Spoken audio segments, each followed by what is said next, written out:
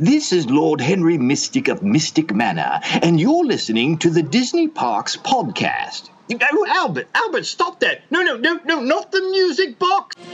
Welcome to the Disney Parks podcast with your hosts, Tony Casanova from DisneyByTheNumbers.com and Parkhopper John from WDWParkhoppers.com. Keep your hands, arms, feet, and legs inside the podcast at all times. And get ready for the Disney Parks Podcast. Well, hello, everybody, and welcome to the Disney Parks Podcast. We are so excited. We have a very special guest all the way from, as you can hear in the background, the Disneyland Resort out at Disney on Main Street, USA. Ramon Rodriguez, good friend, good person, good guy. He is Theme Park Concierges. He is Theme Park Concierges. He is our sponsor. He is our friend. He is our very special guest today. Welcome to the show, my friend. How are you? Thank you. I'm doing very well. Everything here is beautiful. I cannot believe I'm here for the first time ever. Yes, first time ever at Disneyland and Disney's California Adventure. So I'm spending 3 days getting to know everything that can be known about Disneyland Resort. And I'm very, very happy to be here with you guys. All right, hold on. Back up your Disney button. This is the first time you've been to Disneyland? Yes, sir. First time ever. I came here back around 10 years ago for an insurance convention on my past life, and I escaped for an hour. I just saw the Aladdin show in Disney's California Adventure. Then I saw the Snow White and the Seven Dwarfs show over in Disneyland, and I had to get back. So that was it. I didn't see anything else. But today, oh my goodness, today has been the mother lode. I've written everything. I've taken videos, pictures, and it's been just overwhelming. Honestly, it's been a great experience. And I still have tomorrow all day long as well. Oh, wow. Well, I also think you're there with a Disneyland expert, Shelby. Yes. Shelby Pickett. Shelby Pickett is one of our concierges, and he's an expert on Disneyland. He said, Ramon, if you're going, I'm going to take you. Right. You need to let go and let me guide you through everything. And it's been amazing. Honestly, it's been great. It's such a different experience from Walt Disney World. Oh, yeah. You know, pros and cons, but it's been an eye-opening experience. And I'm so glad that I had this opportunity to come out here. Do you have that weird feeling like when you're walking down Main Street towards the little itty-bitty castle and you get to the hub area and then you look to your right and like immediately there's the Astro Orbiter on the ground and there's Star Tours and it feels the same, but it's totally not. I mean, it's a great awkward, but it's really awkward, right? Yeah. Yes, it's awkward in the sense that everything is like right next to each other. Right, yeah. I feel that at Magic Kingdom, you have to walk a mile to go to the different rides. Here is one right next to the other. Yeah. Fantasyland took me completely by surprise. Fantasyland, you can tell the lines because there are no inside queues. All the queues are outside. Right. You go right into the ride, immediately as you walk into the doorway. Everything is one right next to right next to the other ride. I was able to see Snow White's Scariest Adventure again. That was unbelievable. Yeah. Never had seen Pinocchio's Daring Adventure. Right. That was awesome. Mr. Toad's Wild Ride. That's my favorite. Again, that was unbelievable. Had lunch at Blue Bayou over by Pirates of the Caribbean. I'm so hungry right now. Tonight is going to be Napa Rose, so I'm saving for that. But first, we're going to have some drinks and appetizers over at Carthage Circle at Disney's California Adventure, which I visited first. That was the first park I did because there was extra magic hours. So we went and rode the Radiator Springs Racers and the new Luigi attraction that opened today for the first time for the public. Wow. And I have some video and pictures. It's so much fun. Yeah, I mean, the technology, it's amazing how the technology has brought us so many amazing experiences here at Disneyland. And I cannot wait for the summer for Walt Disney World to open so many things as well.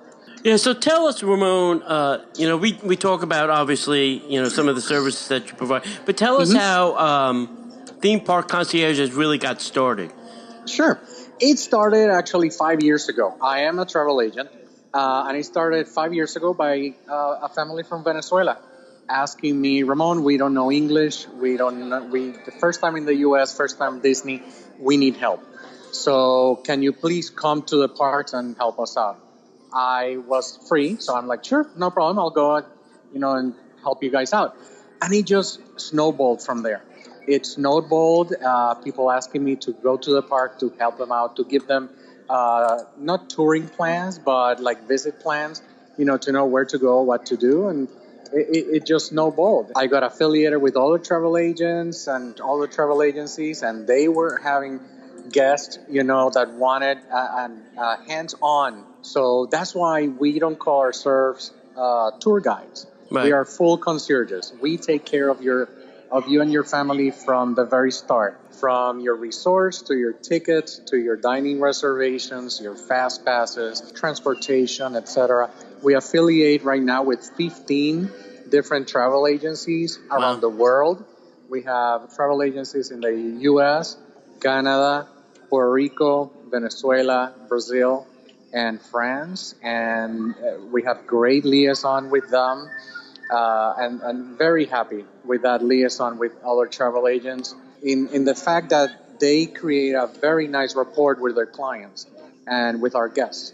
So we make sure that they enjoy their time and they maximize their time inside the parks. The parks, as you know, can be very overwhelming. You go into Magic Kingdom, Epcot, Hollywood Studios, and a lot of people don't know what to do. So we help them out. And that's the main thing, to enjoy themselves, to enjoy their families, not leave grandpa on the sidewalk reserving your spot for the parade. We take care of that. And not sending dad to the Fast Pass kiosk while everybody's enjoying a ride. No, everybody's enjoying it because we take care of all that backstage, and we take care of all that behind the scenes that you don't have to worry, or your family has to worry of what to do, where to go, and how to get there. Wow, that's great. For me, I would have done it because my brother was just down here and his family, and it was funny because Shelby had a family in the studios and I was in the studios. I'm like, hey, why don't I just give you my family too, and I'll go home. There we go. Because it's a lot of work trying to figure out. We got to get fast passes. I'm making dining reservations. I spend more time on my phone than I did talking to my brother, and so I get that. I mean, it's tough. And exactly. And if it's your first time, there are a lot of moving parts to Disney. I mean, it's difficult. And nowadays, you need like a computer science degree to figure it out. How to link everybody's tickets together, how to link everybody's fast passes together. It's tough stuff. So I get it. Yeah, it has gotten to that point where families are totally overwhelmed. And if you don't, and it's a shame. And I've noticed that's one big difference. Here at Disneyland, you can go on a whim. Yeah. Let's go visit Disneyland. Okay, let's go today. But at Disney World, you need to plan ahead. Right. If not, you're not going to be eating in a nice restaurant. No. If not, you're not going to be riding your favorite rides. So it is overwhelming for some families. And that's where we come in, and thank God it's been a matter of referrals, Facebook, Yelp, Twitter, Instagram now. And we just relaunched our website, and that has been it's been amazing, the response that we've been getting, because it's all word of mouth. People know us because of word of mouth. Right. And because of the professionalism. I have to toot my own horn. We do things the right way.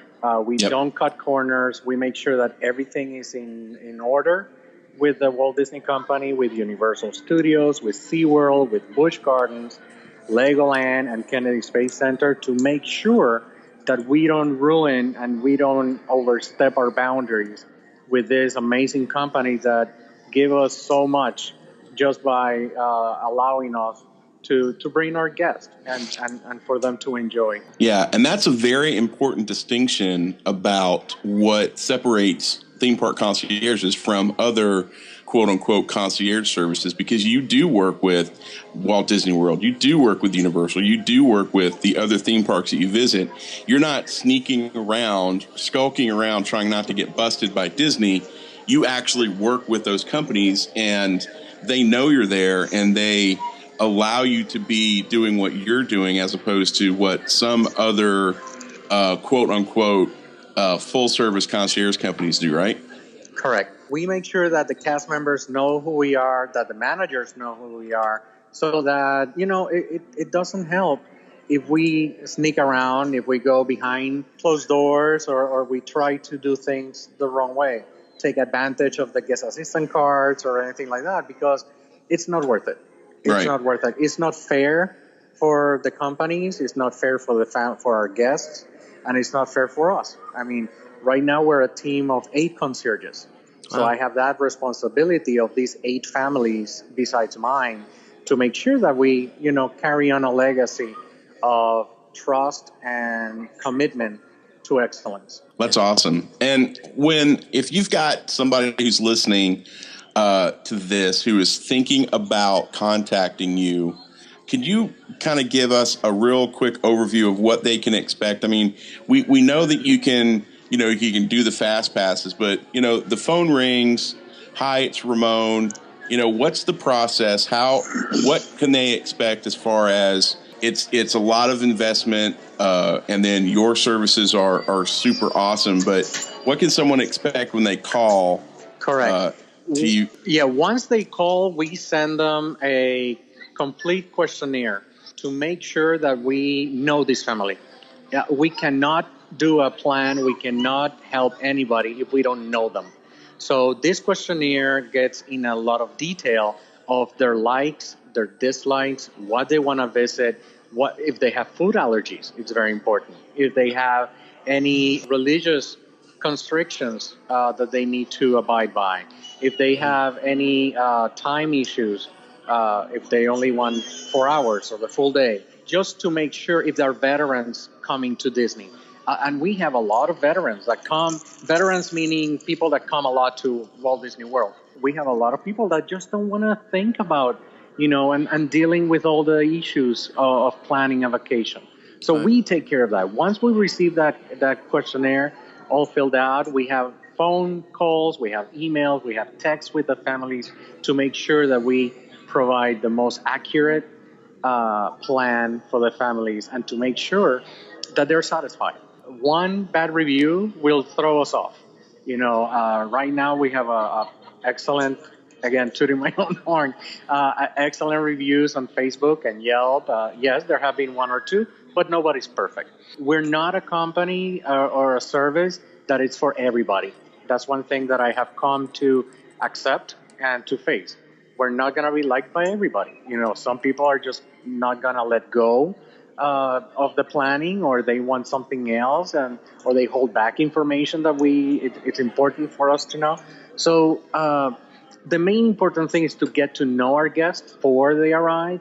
That way, when they are here, it's completely seamless and completely transparent on all their planning. Yeah. So how far in advance, Ramon, should somebody, if they're saying, wait a minute, hold on, I don't want to do this. Let me contact Ramon and his theme park concierge. How far in advance should they do that? Okay, optimal, because of the reservation system at Walt Disney World, right. Dining, it's 160 days. So that's 6 months in advance. That would be the optimal. So right. we can get absolutely everything that they want. But we have had families. Today, I'm here at Disneyland. I just got a booking for tomorrow. And they're coming tonight to Disney World. So we have had the whole gamut, from 24-hour notice to 6 months to a year. Actually, December, we're completely booked. From people that came in December, they went home, and they're like, Ramon, we're coming back. Let's book December.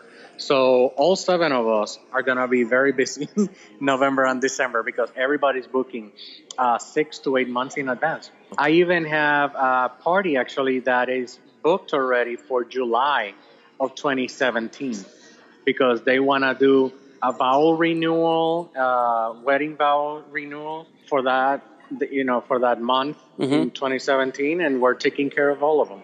So that brings up then another question is, how small, small is probably easy, but how large can a group be to say, go ahead.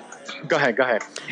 Yeah, I mean, 20 people too large for you? 30 people too large? What's the max that you're comfortable with? 20 and 30 people are like a big group. Yeah. We like to give individualized attention to our guests and 100% of ourselves to that family. So the optimal number would be no more than 12 to 13 people. This way, even if it's multi-generational, we've had groups of grandparents of 95, right, that has been our oldest, all the way to 3 months old. And we make sure that everybody's happy, that everybody's included, and that everybody participates on all the activities. Having said that, that's why we want to keep it to a maximum of 12 to 13 people, so we can give ourselves 100% to that family. Once you get more than 12, 13 people, you have way too many likes, dislikes, and people pushing and pulling to their own beat. Yeah. And it's not fair for the guest and for us. So that's why after 12 to 13 people, we suggest an additional concierge. Yeah. And many have done that. And even if we stay together, it's better. Also, and you know how the big touring groups from South America, from the cheerleaders and the big groups, how they all stick together. And it's detrimental. You don't enjoy the rides, you don't enjoy the shows, you don't enjoy the character interaction. So it's better a smaller group. Yeah, bigger is not always better at Disney. Yeah, and it also takes a little bit away from the other guests. And I'm not saying that you shouldn't have a big group and enjoy it, but when you're dealing with as a local, and we talk about this a lot on the show, the bigger groups from South America, the cheerleaders, the dance teams, they can be a little overwhelming. But when you're a smaller group, you can not only enjoy the parks, you have a much more intimate relationship with your concierge. And it really makes it better for the other guests around you because, they're on vacation too. Correct. You don't want to make their vacation maybe not as good as or as magical as it could be for the sake of your vacation. So it's just, it's being polite. Absolutely. And I don't take away from the big groups, from South America or the cheerleaders, because they are part of our culture. They're part of our tourist experience, at this. So I don't take away from that, but that's why we want to keep it short and small groups. No. It's that the parade just started, so it's blast. Sensationally starting right now. Yeah. So I know on the site it says you can do a half day or a full day. So what's your definition of a full day, Ramon? How many hours are included in a full day? Service. Full day is anything over 5 hours. Okay. And it's usually from park opening to park closing. We've had families that after 3-4 o'clock in the afternoon, they call it quits, or they prefer to go home and to the resort and rest, and that's fine. That's still considered a full day. But we've had families that we stay until 1 to 3 o'clock in the morning. Wow. And there are no extra charges, there are no hidden charges or additional cost per hour, anything like that. Wow. And that's what makes us different from a lot of other companies. It's one price and one price only. You will not be surprised with any charges. Right. Do you do split days? Like if a family wants to go to the resort and take a nap, can they? Yes. Can they? Yeah, really? Oh, very, very important, especially with toddlers and with infants. We do have split them up. That way they can go after lunch or after the Festival of Fantasy Parade to the resort and have a nice nap time, dinner, and then they meet us back over for the nighttime activities. A lot of rides are great to do at nighttime, like Big Thunder Mountain, Splash Mountain, Seven Dwarfs Mine Train Ride. So, a lot of them meet us after dinner. And then we make sure that they have their reserved spots for Main Street Electrical Parade and for Wishes. Or in other parks for the Star Wars, fireworks, Fantasmic, etc. And I know two of the other things that you offer is personal shopping and in-room celebrations. So can you tell people a little bit about those two things? Sure. The in-room celebrations are decorations inside the rooms as a graduation present, birthdays, weddings, honeymooners. We coordinate the availability of the room with our guests. They leave us a key and we go in and we decorate them. And then when they come back from the parks, they have the whole room exploded into an awesome celebration. We work with every budget available. We don't discriminate for smaller budgets or for big budgets. The same with the personal shopping. Now, the personal shopping, we don't go into the parks to shop. How can I explain this? We don't sell merchandise. Right. It's just like if a client or a guest requests have magic bands bought for them before their trip, we do that. That would be considered a personal shopping. If they request us to have a small gift basket waiting for them at the resort when they check in, that would be considered personal shopping. But it's not that we go to the parks, buy in bulk, and then resell it. Right. There are other companies for that, and we're not interested in that market at all. Yep. There's also the amazing app from the Disney parks that you can have everything delivered, literally everything delivered that they sell in the parks to your home.